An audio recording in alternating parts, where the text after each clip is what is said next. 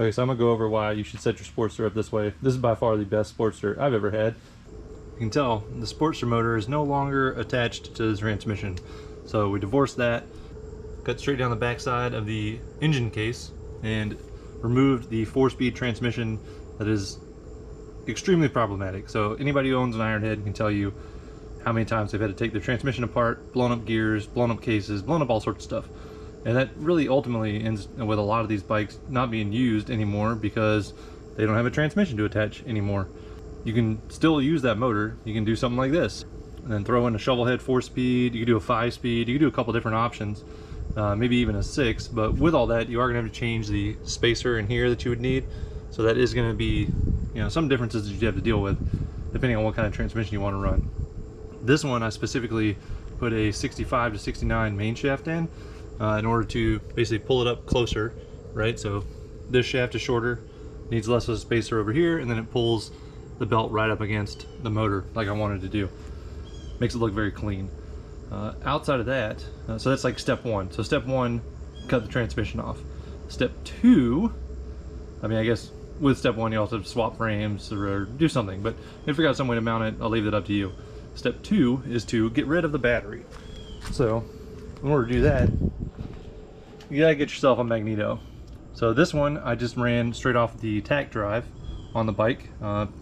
Pretty simple option. It will be able to do like through the 70s and whatnot. Once you hit the 80s, they get rid of the tack drive and all that sort of stuff. So limited options there, but they do sell some that mount on the points cover as well. The reason I say run a magneto is now you can cut the wiring down to pretty much nothing. So as you can tell, I have like wires for the tail light and a wire going up for like the headlight, all that sort of stuff. But ultimately, extremely simple wiring, no battery to die, none of the other problems to run into. Gotta have a Kickstarter. Got to. Obviously with this. So there's not gonna be any way of electric starting the bike anymore, but you don't need that. Just do a Kickstarter. Once you get through those 2 major portions, the rest of it kind of just falls into place. So I did this with a shovel frame, right? So this is all some later model shovel. I'm not sure exactly what year it was originally. Hardtailed. You don't have to do that completely. You could run rear suspension if you want. That's just how I like to set them up. And then you can do a whole bunch of other crazy things like window the neck out. I always want to do that on a bike, so I figured why not on this one. You can split the rocker boxes apart. Pretty easy to do. There's all just 1/8 MPT, and then I just ran some old shovel head lines in between them. Just cut them down and ran them through. Kept the old stock Ironhead lines behind it. As far as carburetors, I always run Mikunis. I like those. They're my favorite carb to run. And those SNS people out there, but I'm not an SNS fan. Never had great luck with them. A lot of that's probably because they're all used, but I can buy used Mikunis and they run like a top all the time. This is normally a 1-kick bike. Now as far as the setup for the primary, you can do this a couple different ways.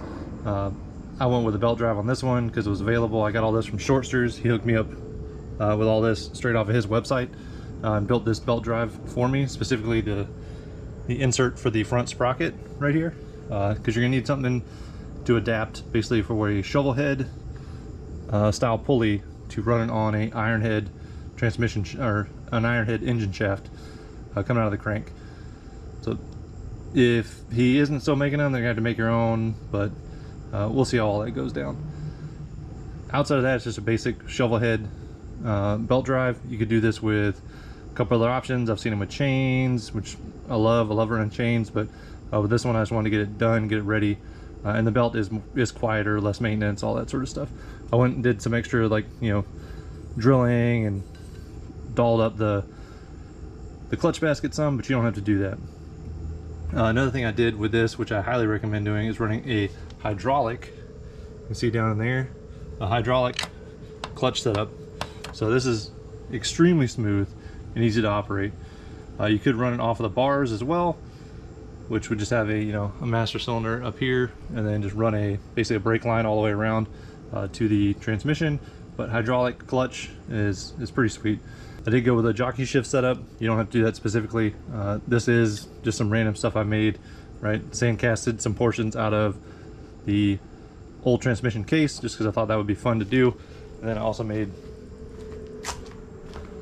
a real quick points cover. I got to get better at how I want to make this actually come out, because this gave me way more detail than I was expecting. But I think overall the basic idea worked. So now I just got to figure out how to fine tune it.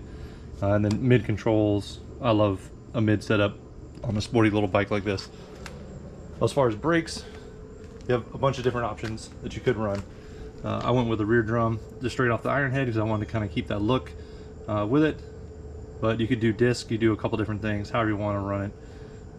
Now this one it was originally a cable actuated drum off of a 77. I attached a rod because all it is, I mean, you just pull this lever and the brakes work. That does go up under here and then hooks into a cable underneath the motor, and then gives you basic, you know, brakes from up here on the bars. Okay, then anybody who's coming to the Smokeout Rally, so that'll be this year, 2024, I'm gonna have this bike up there. So if you see it, I might be around it, I might not, we'll see. But if you run into me, say hi. I've been wanting to meet a couple of different people off here anyway. So if you are gonna go to that rally, hit me up.